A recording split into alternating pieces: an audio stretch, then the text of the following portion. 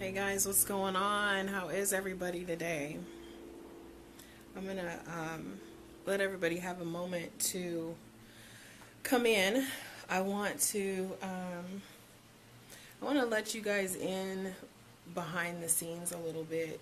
I think that sometimes it's easy to get distracted by what we see on social media.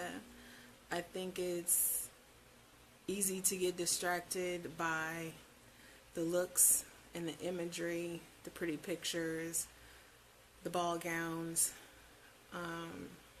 events. It's a lot of stuff that goes on behind the scenes that nobody ever sees. And for those of you who work with me on a regular basis, who follow me on a regular basis, you know that I'm very, very transparent. Hey Gillette, hey James. So I want to let you guys in a little bit behind the scenes. So I'm in my office today and I'm working on a project for a book. And whenever I write a new book, I always really try and invest some time getting my head back in that space, right? Of where was I? How did that feel? And I tell my clients all the time, whenever you find yourself in a situation where you're really, really uncomfortable and you really hate how it feels, I want you to feel all of that. I want you to feel it to your very essence. I want you to remember how that feels. And then I want you to focus on, how did you get here? How did you arrive at that feeling? So that once you know how you got there and you know how it feels, you can then chart a path and create a blueprint how you can avoid feeling that way ever again. For those of you who don't know me, my name is Marci Batiste. I'm a speaker, I'm an author, and I am America's #1 reality-based success and recovery trainer. And this is one of the techniques, what I'm sharing with you today. Like I said, this is really truly behind the scenes, and it's behind the scenes from my standpoint as an author. It's also behind the scenes as to why I'm so passionate about reality-based training, reality-based coaching, reality-based living. That is my life, is to live in relationship with reality in a healthy way. It's important for me that my clients are able to adopt a very similar mindset, because I know that it serves you well. It serves your soul and it serves your greater good. Hey Jose. So today I'm going to show you, I'm going to take you over to my workboard, my whiteboard, whatever, and I'm going to show you who I was back when. Because like I said, we love the highlight reels, right? You all see my pictures. Some of you might, think a certain kind of thing based on what you see image-wise on social media. But I want to take you back to the root, because the pictures that you see of me now are just the fruit. I had to go all through everything that I'm about to share with you to get to be the independent thinker and trainer and coach and friend and mother and sister that I am today. I couldn't have gotten here without being there. And it's there that nobody sees, because we don't put there out on social media. So I'm about to break the mold today, and we're going to go there. I'm going to take you there and show you all of the dots and all of the disconnects that I had to reconnect in order to become healthy, happy, heal, and whole. Finally, for the first time. So I'm going to take you over here to the board. Y'all gonna ignore my office because it's kind of messy. So I'm gonna see if I can turn the camera around. Y'all know I have technology issues, so let's see if I can do this. So this is my whiteboard. This is what I'm working on. So I want you guys to really see, for you to understand where I'm at and how I arrived here. I think it's important that you understand how I got here. So you see up at the top, it says they see the fruit, not the root, meaning I need you to understand all of the places that I've been and how I felt about myself that led me into all of the negative situations that I've been in. So I want you to look at some of the words. These are words that I used to describe myself back in the day, back before I went on a healing journey. So I want you to look at some of these things that I use. So this is the reminder that I had to reconnect the disconnects. These are all the disconnects, right? So all these things, what do you see? You see alone, worthless, I fooled myself, I'm stupid, I love hard, I felt violated, I had hatred in my heart, I was sad, I was betrayed. I kept telling myself I moved on, but I hadn't. It didn't affect me. These were all lies that I told myself. I felt abandoned. I felt undesirable. I felt less than. I felt exhausted. I felt fake. I felt disgusting. I felt like I had lost myself. I felt ugly. I felt irresponsible. This is one I want to show you guys. This word right here. That one and this one. Evil, killer, irresponsible. Those are 3 words that I used to describe myself as a result of my choice when I was 17 to have an abortion. And I want you guys to understand how one choice, one decision alters the entire landscape of your life. Because so I had a lot of these. So I felt alone. I was an only child. I was raised as an only child, but I had siblings. My daddyless daughter syndrome. My dad didn't want me to be born. He wanted my mom to have an abortion. So that created some aloneness. I felt worthless because of that. I felt violated when I was 12. I was molested. I had hatred. I had hatred for my mom for a long time, and that was hard. That was a hard thing to admit, was that I had that hatred in my heart for my own mother because she had me. That's why I hated her. I hated her because she was white and my dad was black and he didn't want me. So I hated her for that. I hated her because I was biracial. I felt I deserved punishment. But these, evil, killer, and irresponsible.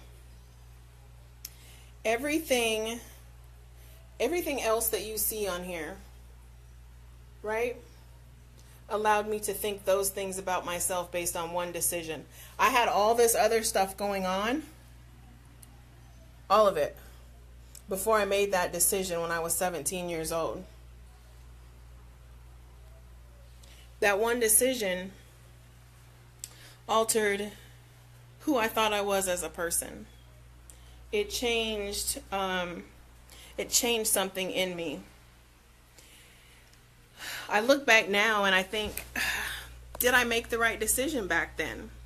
And what I know to be true is that I made the best decision with the tools that I had available to me at the time. Would I make the same decision if I knew now if I knew then what I know now? Would I make the same decision? Probably not. Do I regret the decision? No. And here's why. This is part of the reconnecting those disconnects, you guys. When I say you have to understand where someone's come from, so many times we judge people in a moment on what we see, but all you see is the fruit. Whether that fruit is rotten, whether it's super sweet, whether it's beautiful, all you see is the fruit. You don't know what it went through to get to what you see in that product in that moment. And understand that an introduction to someone is a snapshot of who that person is. It's not, you still not getting to the root.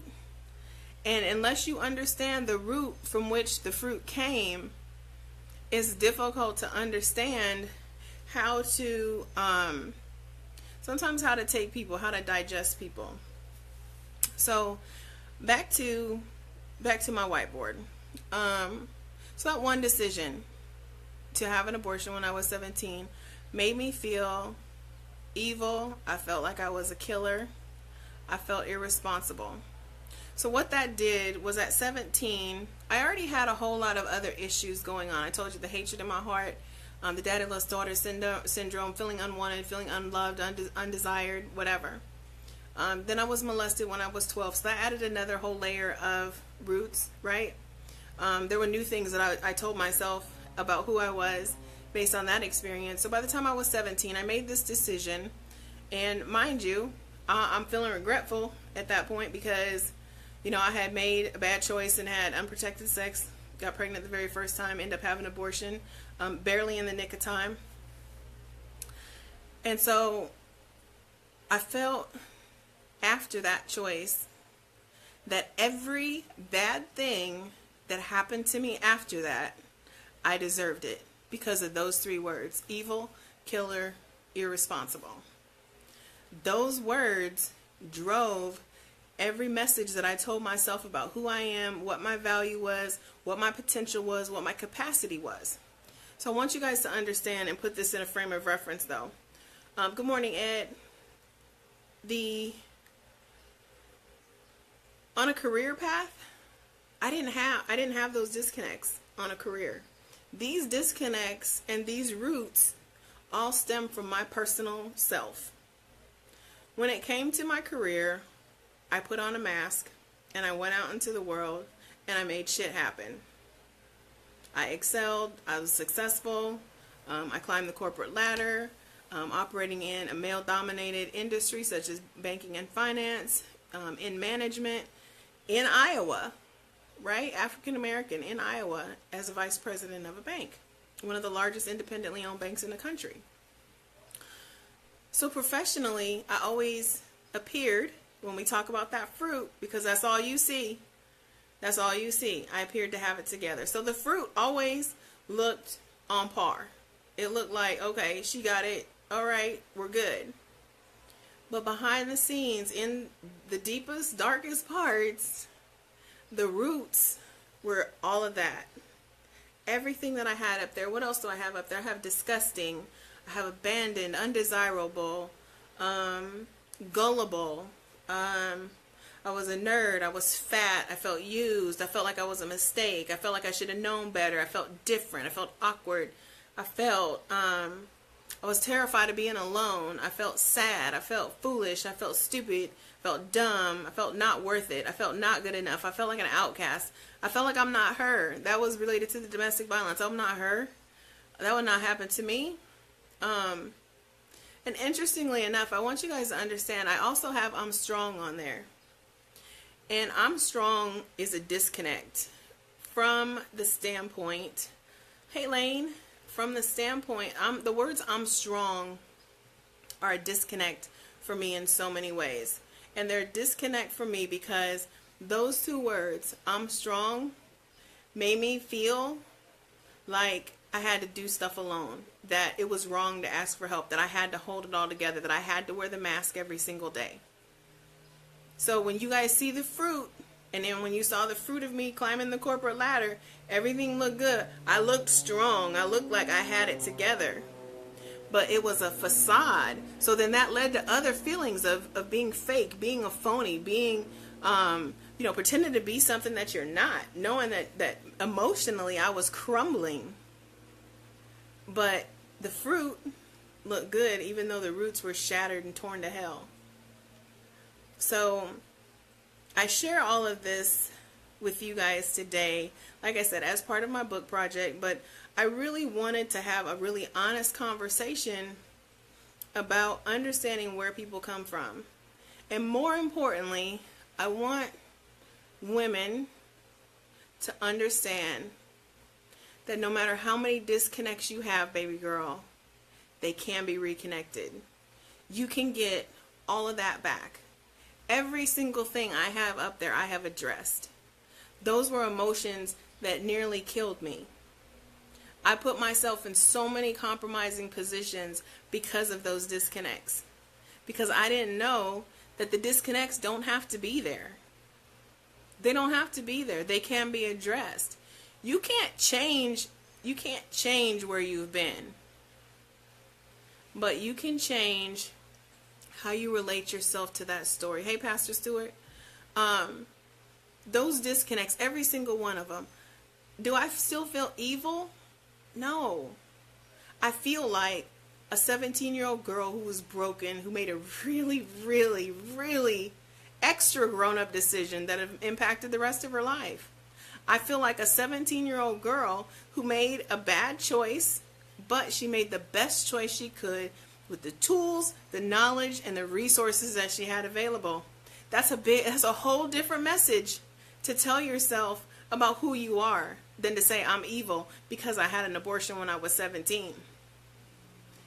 Oh my God, such a huge disconnect. Hey Mello, such a huge disconnect for me. Feeling like I was an evil, irresponsible killer. If I can reconnect that disconnect and be able to reframe who I am as it relates to that situation, that moment in time in my life that became a root of who I am, don't you think I can reconnect the rest of them? Feeling like I'm lonely, unwanted, unloved, unworthy. They seem mild compared to feeling like you're a killer. Right? So I'm going to show you guys, because I see some of you guys just got on here. This is what I'm talking about.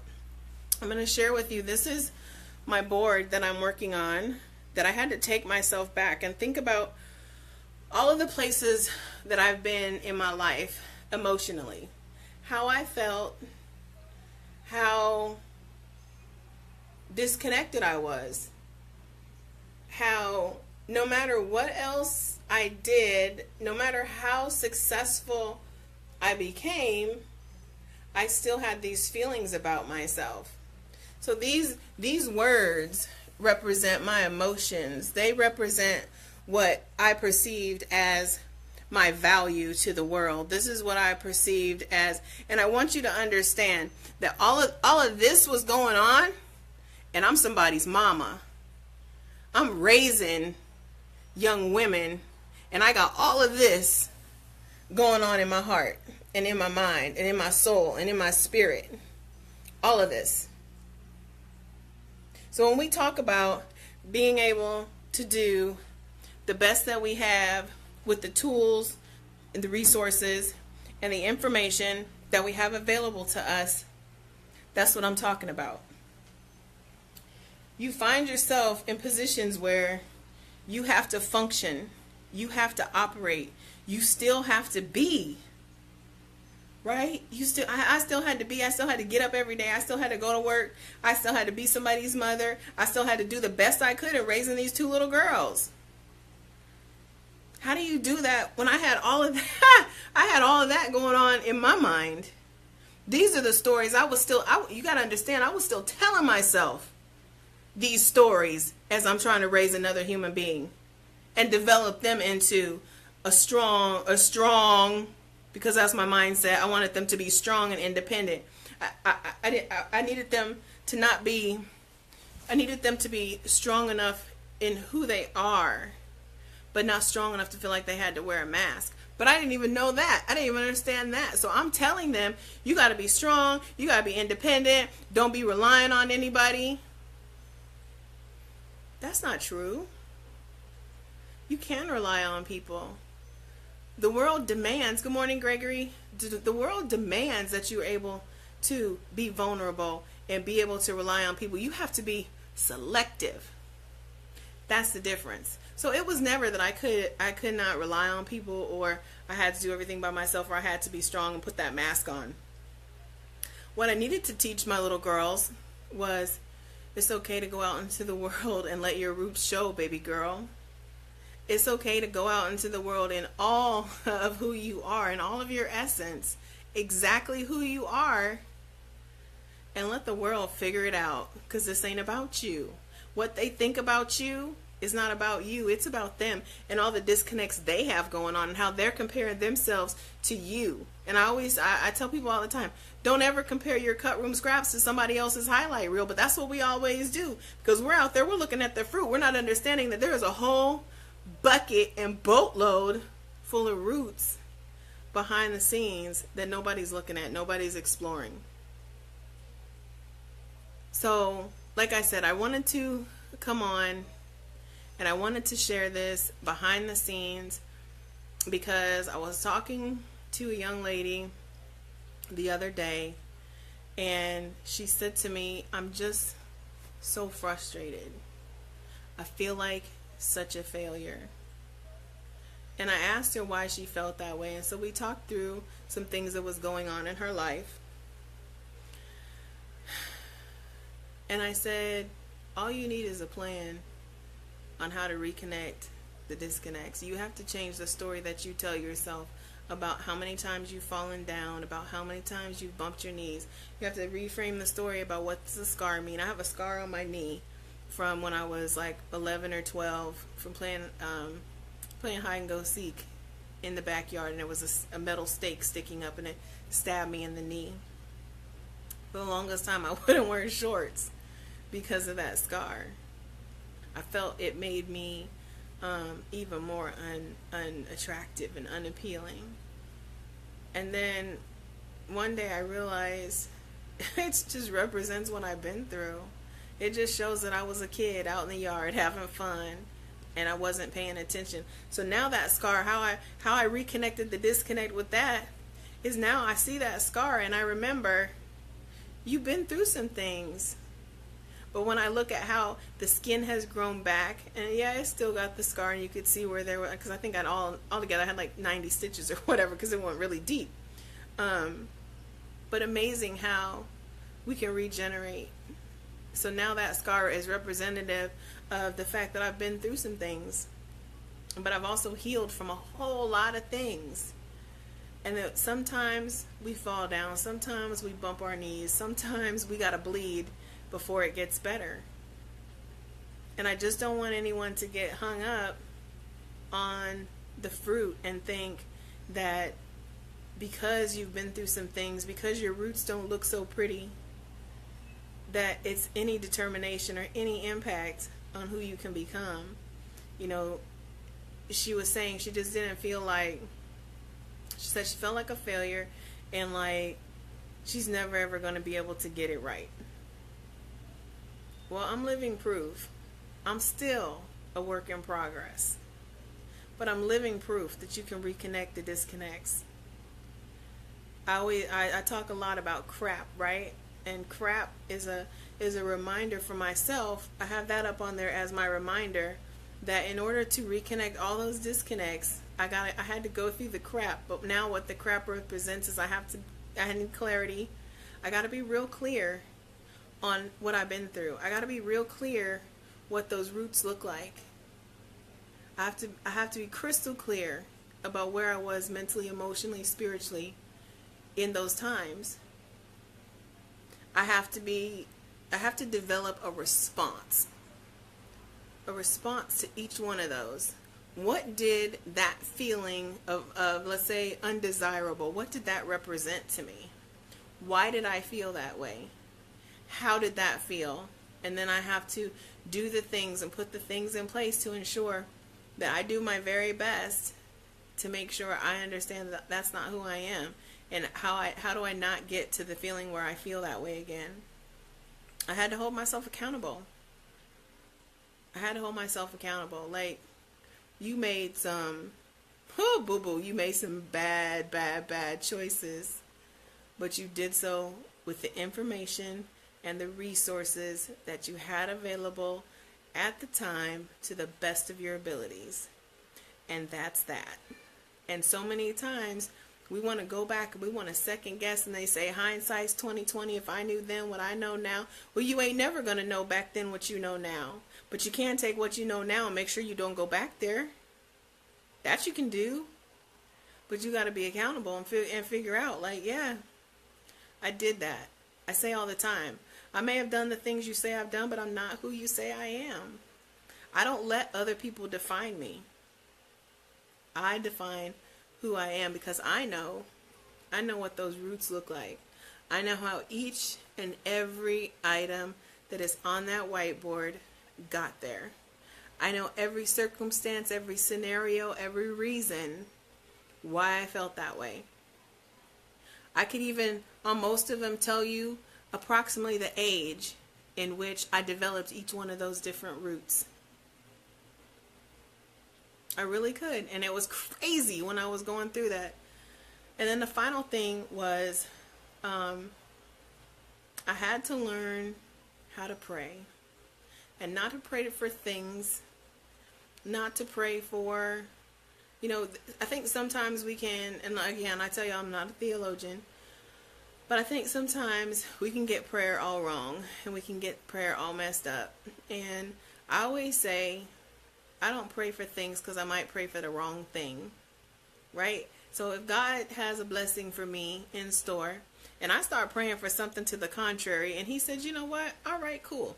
Let me give you exactly what you asked for.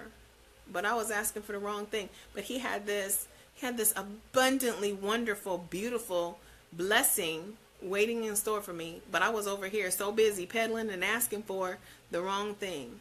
And so my prayers went from things and save me's to give me discernment and wisdom.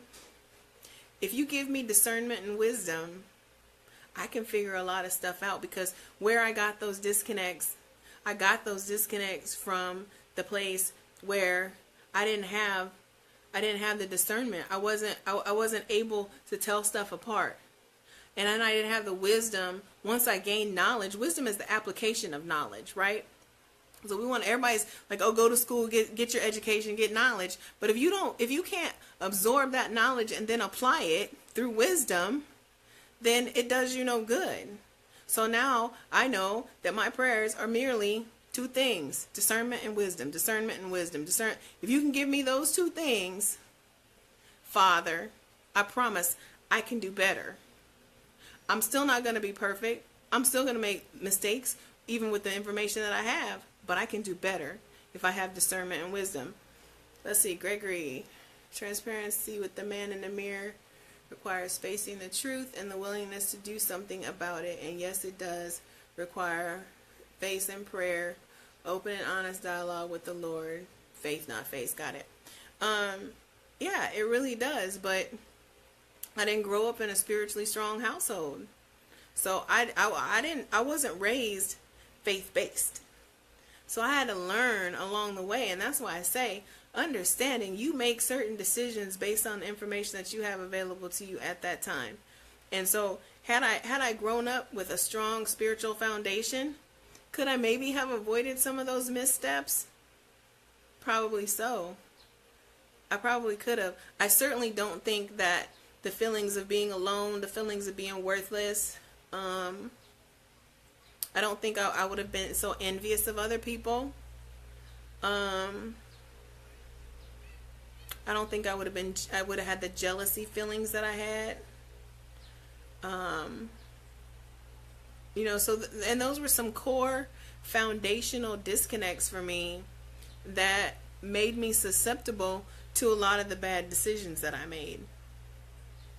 And understanding what my relationship with my God is now versus I didn't even really know how to have one for a long time.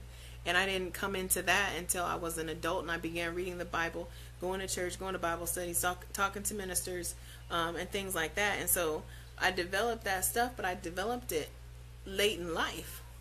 And so had I known, when we say had I known then what I know now, my kids would have been brought up with a very strong foundation of faith. I wouldn't have made the same misstep that had been made with me with them. But I didn't have, it was information I didn't have. I can't do what I don't know. But once you know different is available to you, once you know that there's a path to get to different, and that's what you say you want, you got to be willing to walk it out. You've got to be willing to walk it out. So when I'm talking to you guys about reality-based living, these are the exercises. These are the exercises that I put myself through. I don't just share stuff about reality-based living or standing in your truth. I live it. So I'm here at home in my office by myself. This is what I'm working on. This is just to write a book, right? This is because I needed to take myself back emotionally to write a book. These are the exercises that I go through. So when I talk about reality-based coaching, when I talk about the fact that the strategies work, it's because I work the strategies every single day. I live it. I walk it out every single day. So when people are like, oh, you seem like That's because you see the fruit. You don't know the root.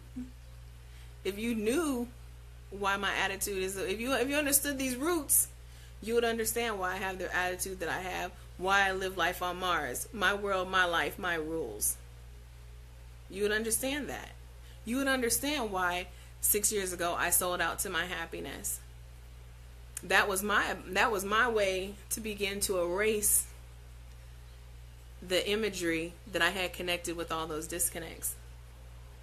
I reconnected them, meaning I figured out where they came from. I figured out how they felt. I remembered how they felt. And then I put things in place so that I don't have to go back and feel that way again.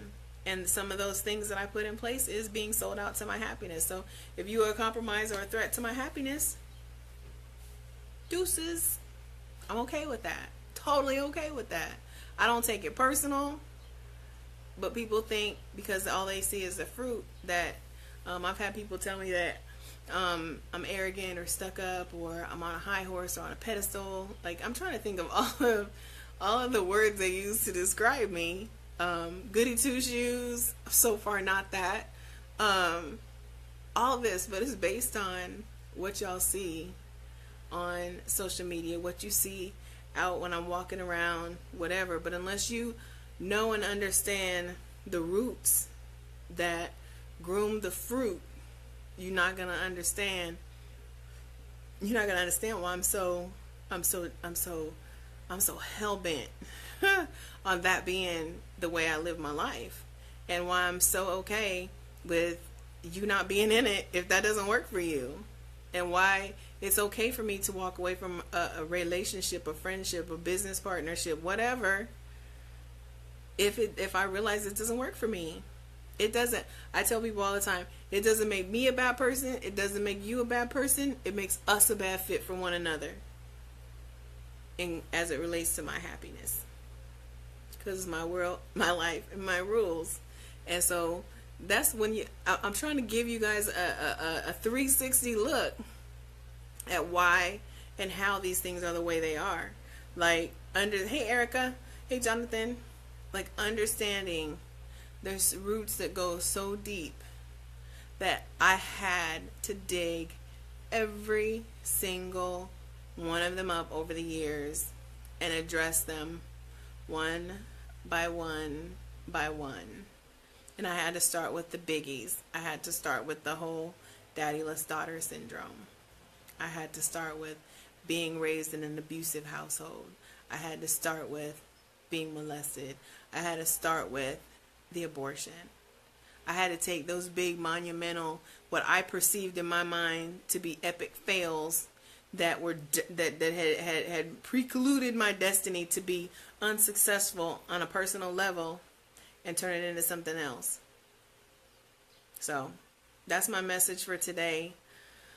I hope more than anything that y'all share this video out. I hope that I've said something today that's helped maybe flip a switch in somebody's mind. If you're feeling like you are emotionally disconnected, you're just emotionally drained, there's like nothing left. If you're feeling like you're just spiritual unaligned, like you don't really feel connected to God or to whatever your higher power is. It might be Buddha, it might be Allah. That's personal preference, right? If something in your soul is just not sitting right, if you feel like, if you feel any of the things that I used to feel, abused, worthless, taken for granted, not good enough, outcast, ugly, if you feel like you've lost yourself, I just want you to understand that that is the root. But it does not have to dictate to you how abundantly your fruit can blossom. We just have to reconnect the disconnects. It's so possible. It's so, oh my gosh, it's the most rewarding thing ever. And when you get to the point where you can look at your roots and understand that it took all of that, to create the wonderfully blessed, abundantly beautiful human being that you truly are and that God has destined you to be, it makes it all worthwhile. So please share this video out. If y'all have any questions, you can inbox me. I love you all. Thank you so much for listening. Thank you for joining in behind the scenes with me as I work on my project, and took my own little mental health detour as I was doing this, and so I wanted to share that. Have an amazing day, y'all. Thanks for living life on Mars.